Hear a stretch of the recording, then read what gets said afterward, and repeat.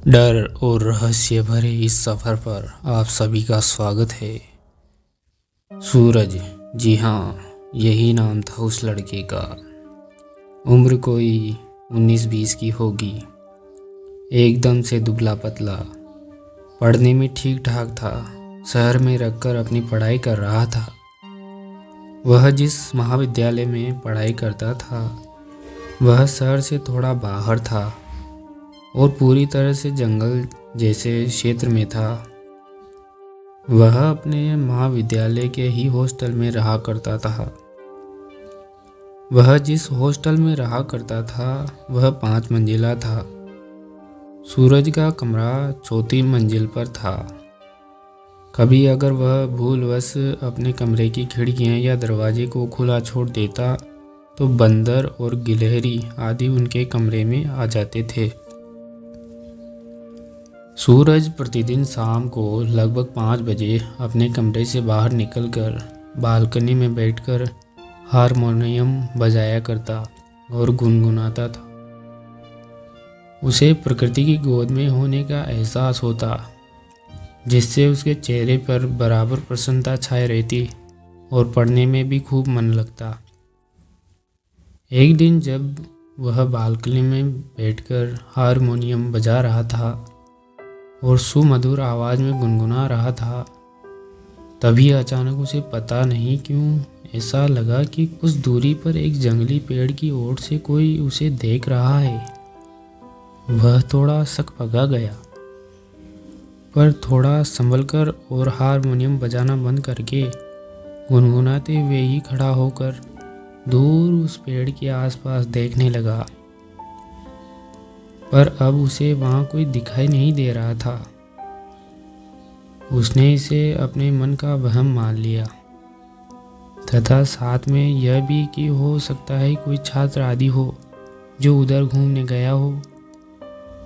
पर ऐसा संभव नहीं था, क्योंकि वह पेड़ थोड़ा दूर था और उधर कभी भी कोई छात्र अकेले नहीं जाता था। हाँ, कभी कभी कुछ उत्साही छात्र जाते थे, पर वे भी टोली में। खैर, वह फिर से आकर बैठकर हारमोनियम बजाने लगा, पर अब उसका मन हारमोनियम बजाने में और गुनगुनाने में न लगकर बार बार उसी पेड़ की ओर चला जाता। दूसरे दिन जब वह बालकनी में हारमोनियम लेकर बैठने ही जा रहा था, तभी अचानक उसका ध्यान उस जंगली पेड़ की ओर चला गया, पर वहां उसे कोई दिखा नहीं। फिर वह बालकनी में बैठकर हारमोनियम बजाने लगा। पता नहीं क्यों हारमोनियम बजाते बजाते आज भी अचानक उसका ध्यान उधर जाने लगा। उसने अपने मन पर और आंखों पर काबू पाने की कोशिश करके जो ही एक लंबी तान छेड़ना चाहा, त्यों ही फिर से उसका ध्यान उस पेड़ की ओर चला गया। हाँ, वहाँ अब कोई तो दिखाई दिया जो थोड़ा सा पेड़ की ओर में होकर उसकी तरफ शायद देख रहा था। सूरज अपनी जगह पर खड़ा हो गया और गौर से उस पेड़ की ओट में खड़े व्यक्ति पर अपनी नज़रें टिकाने की कोशिश करने लगा। जी हाँ, वहाँ कोई तो था, और वह भी अकेले। और इतना ही नहीं, यह भी सही बात थी कि वह सूरज को ही देख रहा था, पर अभी भी वह क्लियर नहीं हो पा रहा था कि कौन है। कोई बाहरी आदमी, कोई औरत, या महाविद्यालय की ही कोई छात्र छात्रा। रात को सूरज की नींद गायब थी। वह लेटे लेटे बार बार यही सोचने की कोशिश कर रहा था कि आखिर वह कौन है जो पेड़ की ओर से उस पर नज़र लगाए रहता है। कहीं कोई गलत इरादे से तो उसे देख नहीं रहा। बहुत सारे अनर्गल सवाल भी अब उसके जहन में आने लगे थे। खैर, कैसे भी करके सुबह में उसे हल्की सी नींद आई, पर लगभग 7 बजे उसके बगल वाले कमरे में रहने वाले बच्चे ने अलार्म लगाकर उसे जगा दिया। उसे कुछ काम था। सूरज जगकर अपने दरवाजे की किवाड़ खोला और उस बच्चे द्वारा कुछ मांगे जाने पर उसे दे दिया। फिर वह जमाए लेते हुए बालकनी में आ गया। अरे यह क्या, इतनी सुबह? फिर उस पेड़ के पीछे उसे कोई दिखाई दिया, पर आज वह व्यक्ति ऐसा लग रहा था कि हाथ के इशारे से उसे बुला रहा हो। दूरी थोड़ी अधिक थी और छोटे छोटे झुरमुट और पेड़ आदि भी तो थे, इसलिए वो कौन है यह स्पष्ट नहीं हो पा रहा था। खैर, अब सूरज पूरी तरह से तल्लीन होकर उस पेड़ के पास ही देखने लगा। धीरे धीरे सूरज के मन में एकाग्रता और शरीर की बेचैनी बढ़नी शुरू हो गई थी, और अब उसे ऐसा लग रहा था कि उस पेड़ के पास कोई किशोरी खड़ी है जो हाथ के इशारे से उसे बुला रही है। सूरज को पता नहीं अब क्या होने लगा था। उसका दिमाग काम करना बंद कर दिया था। वह क्या करे क्या ना करे, अब उसके हाथ में नहीं था। अचानक सूरज को आभास हुआ कि वह यहाँ से आराम से कूदकर उस बाला के पास जा सकता है। पता नहीं उसकी मानसिकता कैसे इतना बदल गई कि वह आओ देखा न ताओ और अचानक उस चौथे मंजिल के बालकनी से छलांग लगा दी। छलांग लगाते ही उसे ऐसा लगा कि पेड़ के पास खड़ी लड़की अचानक उड़कर उसके पास आ गई और उसे थाम कर उसी पेड़ के पास लेकर चली गई। यह सब इतना जल्दी हुआ कि सूरज कुछ समझ नहीं पाया। पेड़ के पास जाकर सूरज एक बिछड़े प्रेमी की तरह गुनगुनाने लगा और वह बाला मंद मंद मुस्कान के साथ थिरकने लगी।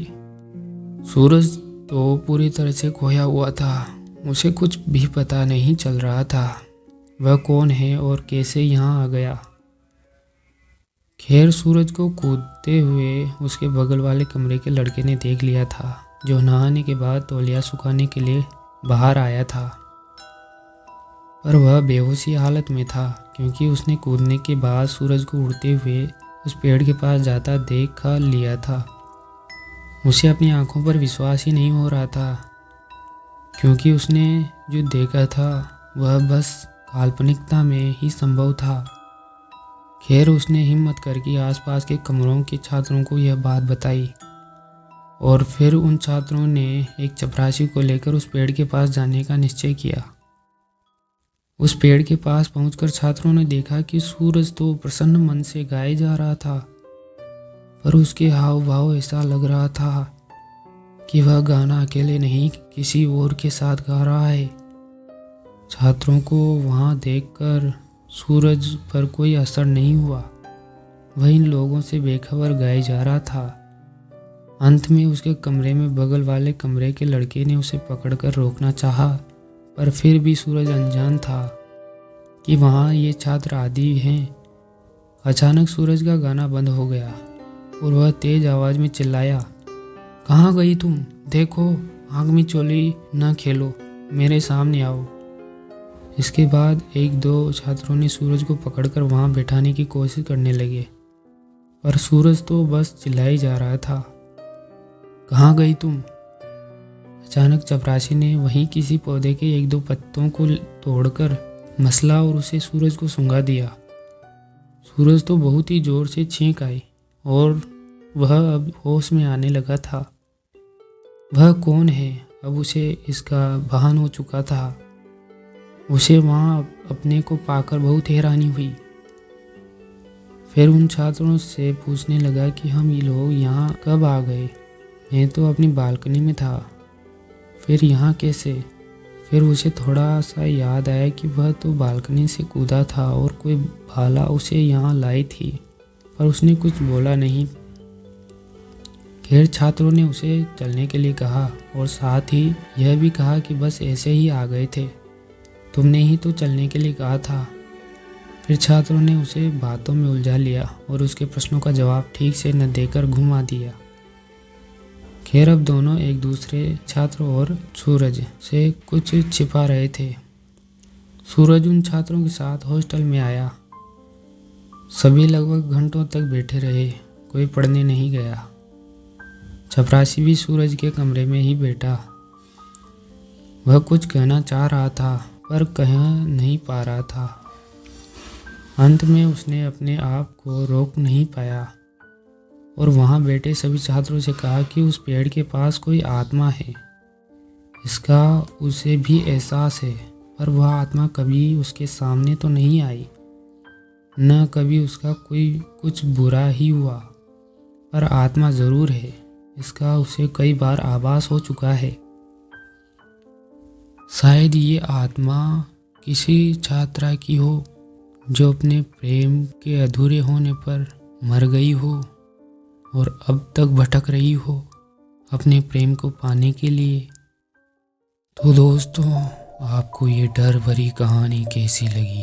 अच्छी लगी तो लाइक शेयर सब्सक्राइब ज़रूर करें। मिलते हैं ऐसे ही डर भरी और रहस्यमयी सफ़र पर।